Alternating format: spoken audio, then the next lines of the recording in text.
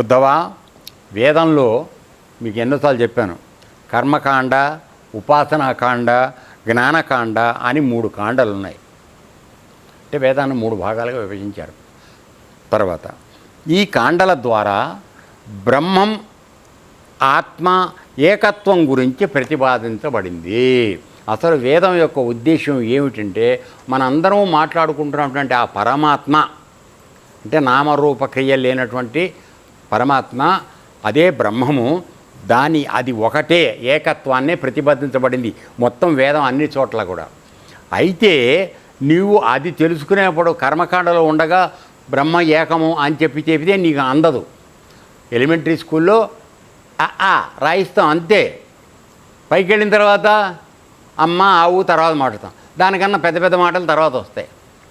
So ఇక్కడ నీకు ఎందుకు కర్మకాండలో కూడా అంతర్లీనంగా ఉన్నటువంటి రహస్యం ఏమిటంటే బ్రహ్మం ఒక్కటే. దాన్ని తెలుసుకోవడానికి ఈ మార్గంలో నువ్వు వెడుతున్నావు సుమా అనేది చెప్పడానికి మాత్రమే.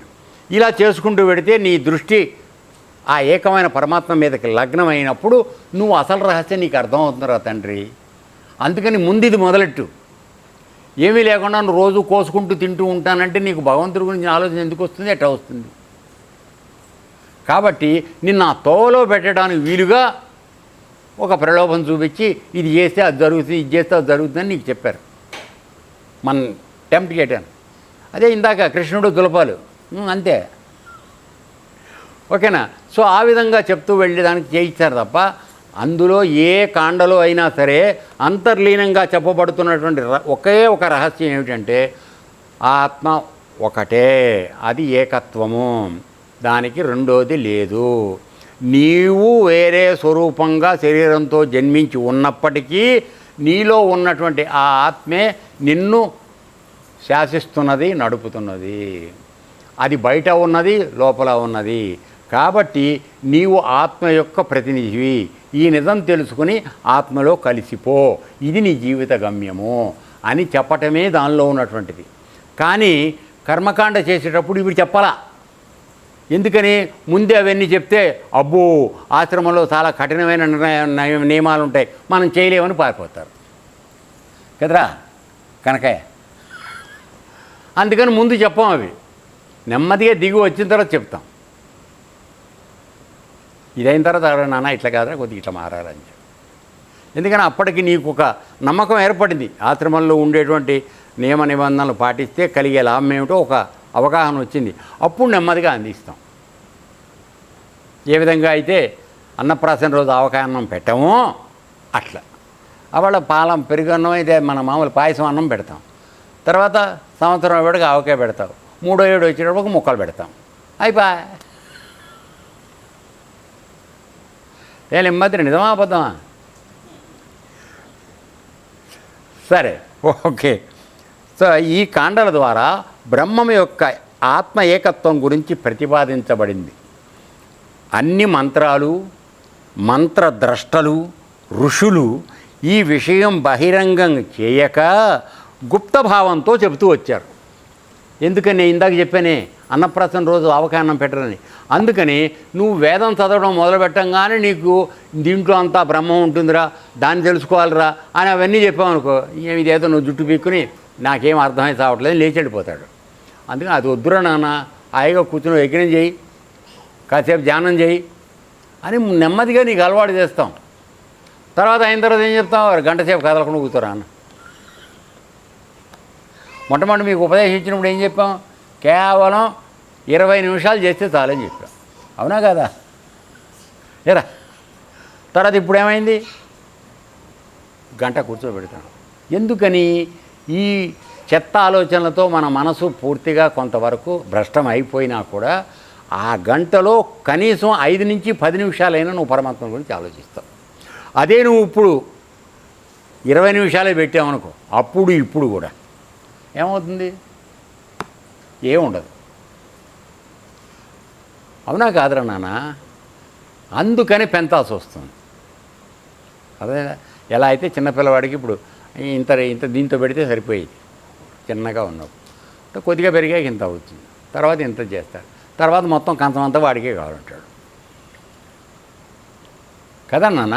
డోస్ పెంచుకుంటూ వెళ్ళొద్దు. ఆ బ్రహ్మజ్ఞానంలో కూడా ఇలా డోస్ పెంచాలి.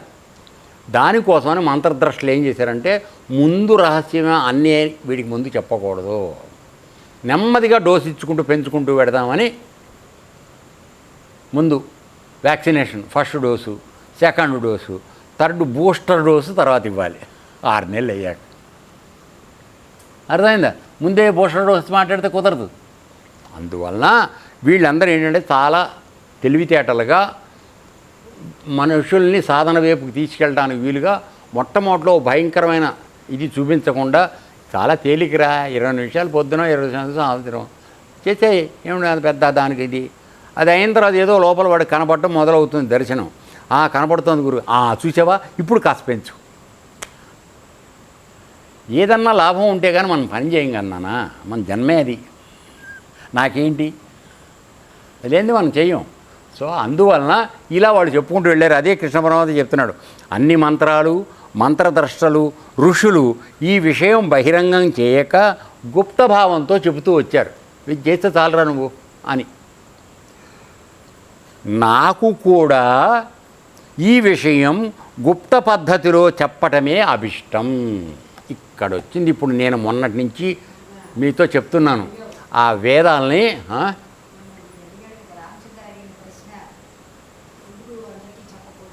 ఏం అడిగాడు? లేవా యోగంలో వాడన్నీ ప్రశ్న ఏంటంటే, శూద్రులకి చాలామందికి యోగ విద్య బాగా ఇది అయింది, వాళ్ళందరూ గురువులాగా అయ్యారు కదా, మరి వాళ్ళని ఎందుకు తక్కువ చేస్తున్నారన్న. అప్పుడు నేనేం చెప్పానంటే, కరెక్ట్, శూద్రులకి ఇందాక నేను చెప్పిన కర్మిష్టికి సాధనా బలం ఉంటుందని చెప్పానే, ఆ సాధనా బలంలో వాళ్ళ ఎక్కువగా ఉంటుంది. ఇతర కుల అగ్రవర్ణాల వాళ్ళకి తెలివితేటలు తేలిగ్గా ఉంటాయి, తొందరగా అండుకుంటారు, తొందరగా విడిచిపెడతారు. అర్థమైందా? కనకాయ పట్టుకుంటే వదలడు, అదే నువ్వు పట్టుకుంటే వదిలేసే అవకాశాలు చాలా ఎక్కువ ఉన్నాయి కొద్ది కాలం అయ్యాక. ఎందుకని? వాడికన్నా నువ్వు ఉన్నతమైన దాంట్లో ఉన్నావు కనుక. కానీ పట్టుకోవడం వాడికన్నా ముందు తొందరగా పట్టుకుంటావు, అంతే తొందరగా వదిలేస్తావు. ఏమంటే కరెక్టా కదా? సో అందుకోసం అని వాళ్ళు ఏం చేశారంటే, శూద్రుడికి వచ్చినా ఎంతమంది సూత్రుల్లో ఎంతమంది శూద్రుడికి విద్య అందింది అదొక్కసారి మాట్లాడచ్చుగా. వచ్చిన వాళ్ళు 4 ఉన్నారు, నువ్వు 4 కోట్ల మందికి అన్నీ ఇచ్చేయమని అంటున్నావు. ఇది ఎంతవరకు కరెక్టు? నాన్న ఇక్కడ పాయింట్ ఏంటంటే, నువ్వు శూద్ర జన్మలో పుట్టావా ఉన్నత వంశంలో పుట్టావా ఇవి లెక్క కాదు. పరమాత్మకు అవి లేవు. వాడి పూర్వజన్మ కర్మకి వాడు ఆ యోనిలో పుట్టాలి కనుక పుట్టాడు, అంతవరకే. కానీ వాడు చేసుకున్న యోగం ఎక్కడ పోదే.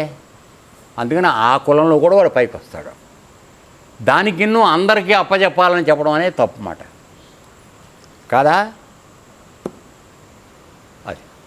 సో అందుకోసమని వాడు అక్కడ వచ్చాడు. ఆ కులం ఏ కులంలో పుడితే మాత్రమైంది, ఏ కులజుడైననేమి ఎవడైననేమి ఆకడనాతడే హరినెరిగినవాడు. ఏ కులజుడైననేమి ఎవడైననేమి ఆకడనాతడే హరినెరిగినవాడు. ఏ కులజుడైననేమి అన్నమయ్య చెప్పాడు. ఏ కులంలో పుట్టావనేది లెక్క కాదురా నాన్న. ఎవడైతే హరిని తన హృదయంలో కనుక్కుంటున్నాడో వాడు యోగ్యుడు, అర్హత కలిగినవాడు. ఇక అక్కడ నీ కులం రాదు. అయితే గురువుగారు తెలుసుకున్నవాడు కులం లేదంటున్నారు కదా, మా అందరికీ కూడా కులం లేనట్ట బ్రహ్మలో కలుపుకుంటారా అని అన్నావేమో. ఇది ప్రాపంచికంలో మాట్లాడేటప్పుడు ఇవన్నీ ఉన్నాయి. తేడా అర్థం చేసుకోండి. ప్రపంచంలో కులాలు ఉన్నాయి, మతాలు ఉన్నాయి, జాతులు ఉన్నాయి, అన్నీ ఉన్నాయి. ఎందుకని? సంఘం నడవడం కోసం ఈ నిబంధనలు ఏర్పాటు చేయబడి గుణదోషాలు నేనే పెట్టానని చెప్పాడు కృష్ణ పరమాత్మ. ఎందుకు చెప్పాడు? తన యొక్క సృష్టి సజావుగా నడవాలి. దాన్ని వంకరటింకలు ఉంటే తీసుకుని దుర్వినియోగం చేసే మహానుభావులు మా మనుషుల్లోనే ఉన్నారు. అది జరగకుండా ఉండడానికి కోసం నేను చెప్పాను. విశృంఖలంగా ప్రవర్తించకుండా ఉండడానికి నేను ఇవి పెట్టానని చెప్పాడు. చదివి వినిపించాను మీకు. ఏమైనా గుర్తుండవు అనుకో మనకి. ఇదిగో, దేశకాలాదులకు అనధికారులకు ఫలనాధ్యానాలకు వివిధ వస్తువులకు గుణదోషాలు నా ద్వారానే నిర్ణయింపబడ్డాయి. దీనివలన జనులలో విశృంఖల ప్రవృత్తి అణిగిపోతుంది, హద్దులు దాటకుండా ఉంటారు, లేకపోతే సృష్టి క్రమానికి ముప్పు వస్తుంది. చాలా అయితే ఎవడైతే ఏ కులంలో పుట్టినా తన యొక్క యోగ సాధన పూర్వజనం సుకృతం వలన ఉన్నత స్థితికి వచ్చాడో వాడికి కులం లేదు, గాడిగుడ్డు లేదు, ఏమీ లేవు. పరమ పవిత్రుడు వాడు, ఎందుకంటే పరమాత్మ స్వరూపం అయిపోయాడు వాడు. వాడికి అవి అప్లై కావు. అప్పుడు ఇస్తారు రిలాక్సేషన్. నువ్వు మామూలుగా సాయంత్రానికి కొట్టుకుంటూ మందు కొట్టుకుంటూ మాంసం తింటూ నేను ఇది ఉన్నాను కదా, యోగం ఆశ్రమంలో ఉన్నాను కదండి, నాకు అన్నీ వదిలేయండి అని అంటాం కరెక్ట్ కాదు. అర్థమైందన్నా? తర్వాత అందరూ ఆ కులంలో మొత్తం శూద్రులందరికీ ఇచ్చేయాలంటాం కూడా కరెక్ట్ కాదు. కేవలం వ్యక్తిగతంగా ఒక వ్యక్తి పూర్వజన్మ సుకృతంలో చేసుకున్నటువంటి తపస్సు వలన వాడికి అందినటువంటి దాన్ని అందరికీ అందించమని చెప్పడం తప్పు. క్లారిఫై అయిందా ఇప్పుడు పొజిషన్?